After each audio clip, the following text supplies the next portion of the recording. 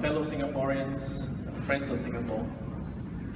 Thank you very much for taking time to join us for our Singaporean book party this evening. What I'm going to do is to share with you some ideas from the book and some recent observations, and then I'll ask our two guest speakers to also say a few words. They are Mr. Yasu Ota from Tokyo,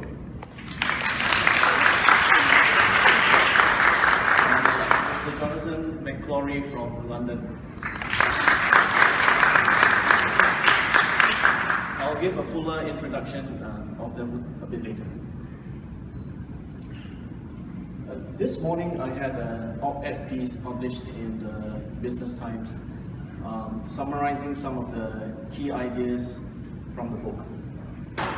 What I'm going to do in the next few minutes is to present an expanded, full-length, multimedia version of the set of ideas contained in this column. First, where does brand Singapore stand in the world today? If we look at the headline indicators, the country brand of Singapore looks to be quite strong. For instance, if you look at the Global Cities Index, which is done by the firm A.T. Kearney, the most recent one released just last week, Singapore tops the whole world, number one, for the factor of online presence. For the other factors, it does fairly well, usually either first or second in Asia, together with Japan. If you look at another ranking, the Soft Power 30 Index, and we have the author of the index here this evening, so he'll be telling us more about his ideas about soft power and face branding a little later. In the most recent ranking, 2017 ranking, I believe will be out next month. Yeah, July. So this is the most recent that we have available. In this ranking, Singapore jumped 2 places from 21st to 19th to break into the top 20. So if you look at rankings like this, brand Singapore is doing okay. But how does it really sit in the minds of the people around the world, the rest of the world, which is what a country brand is?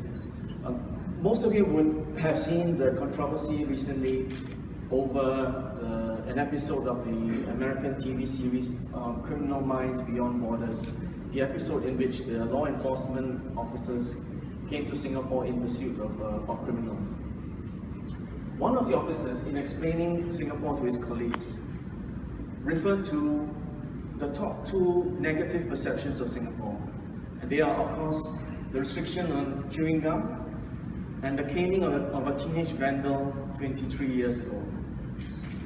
These are what I call brand keloids.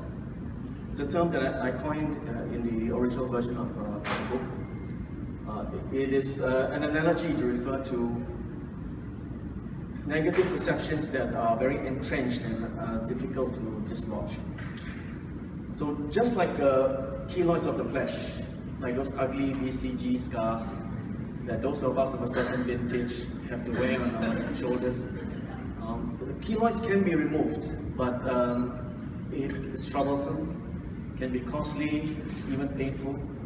But since they only itch once in a while, most of the time you can and should just leave them alone. So those are the negative perceptions. What about more positive ones? Recently there have been 2 sets of ideas emerging about Singapore from both sides of the Atlantic. In the UK, as they are trying to negotiate their way through Brexit, one of the ideas that has been raised is that the UK should try to emulate Singapore to become a kind of Singapore of Europe, independent of the larger continent, but globally competitive nonetheless. And then in the USA, we have ideas like this one captured in this New York Times article with the headline, "Make America Singapore." This particular article is in praise of Singapore's healthcare system. So obviously, Singapore has some mind share, and in some cases, some of its brand attributes are seen as something to emulate. They say that in crisis, there's always opportunity. On the same day of Donald Trump's inauguration in January, there was a series of spoof videos that were going around online. The idea was, behind all these videos was, if America is first, then country A or country B can be second. And Singapore was included in this series, and it was an opportunity for other countries to present their brand attributes and their value propositions in contrast or in comparison with the USA. There have been many game-changing developments in the last 5 to 6 years between the release of this edition and the first one. It's actually quite a remarkable period in the last 5 to 6 years. But of all the game-changing developments, to my mind, the most important is SG50 and the impact that that whole year and that whole experience had in changing the Singapore people's sense of a country brand and their relationship to it. So in the case of heritage, things like childhood dragon playgrounds were embraced like never before. The whole idea of the country and the journey that it has taken since independence was contemplated much more deeply than previously. And all this was, but they were sealed by the victory of Joseph Schooling when he won Singapore's first Olympic gold medal in 2016.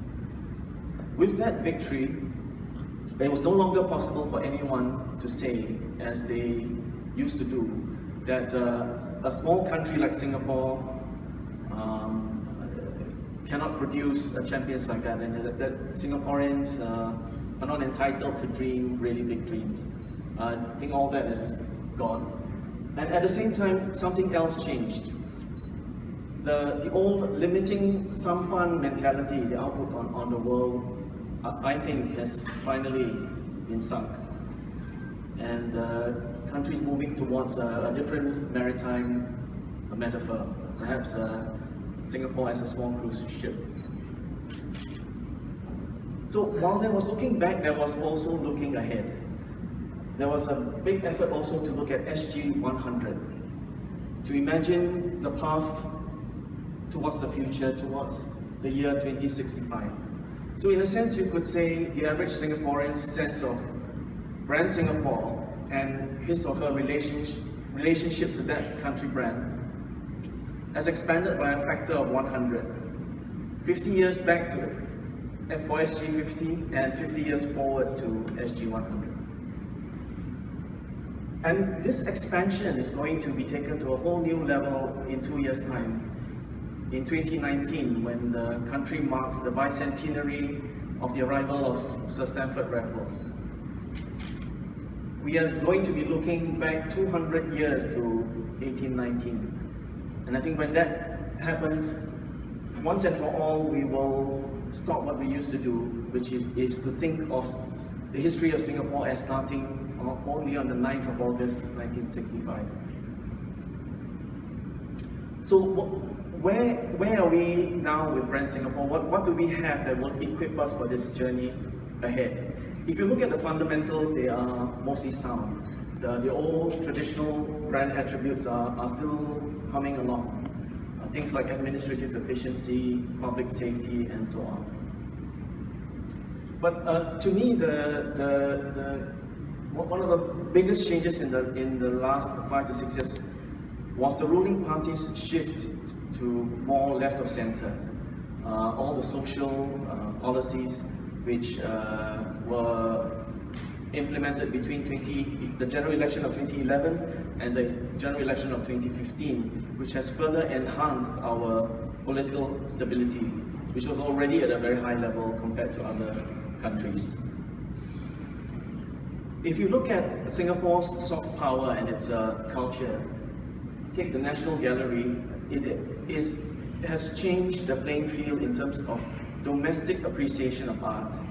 And not only that, it is also playing a role regionally as a kind of showcase for Southeast Asia.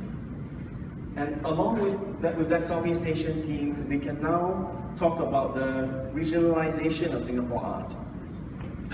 For instance, in Singapore cinema, if you look at just take 3 of the recent award-winning movies made by Singaporean filmmakers, we had Ilo Ilo and Unlucky Plaza with their Filipino references, and Pop Eye, not only set in Thailand but with the dialogue totally in Thai.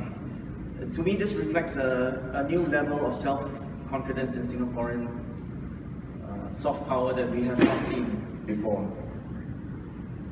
And this going regional is going to go one level further to the world stage, with movies like the one that is being shot in Singapore in these 2 weeks. And also for Singapore literature, more and more titles are claiming new audiences overseas. We talked a bit about film and fiction. We can't leave out food. And here I'd like to take the example of Peranakan cuisine and suggest that what we're seeing now is the greatest ever renaissance in our lifetimes. I'm thinking of restaurants like Candle Nut, which has taken Peranakan cuisine into the realm of fine dining, and the audaciously and significantly named National Kitchen. Even in tourism promotion, we are seeing a new kind of self-confidence. We move really quite far from the 1970s. The picture you see on the left is a poster from 1974 by the Singapore Tourist Promotion Board, in which you can still see references to Western stereotypes of Singapore as a kind of instant Asian. We have since moved to something that is much more authentic and something which Singaporeans themselves can identify with, even at the risk of contradicting national language policy. So, is there something that we have that can set us apart from the global competition, put us at the forefront of the elite of livable cities? Several years ago, the government conducted a national review of Brand Singapore, and consultants advised then that Singapore should identify and promote an X factor. My vote for that X factor is multiculturalism. And here I'm thinking in terms of what we have here, our unusual social policies like those that relate to ethnic quotas in public housing, and more generally the warm welcome that we extend to outsiders and outside influences. My favorite metaphor to describe this is the flower dome of the Gardens by the Bay. A dome which houses plants and flowers and shrubs from all over the world. So just like Singapore itself, in the dome, the careful, constant, and expert management of the total infrastructure and environment creates conditions that are globally attractive.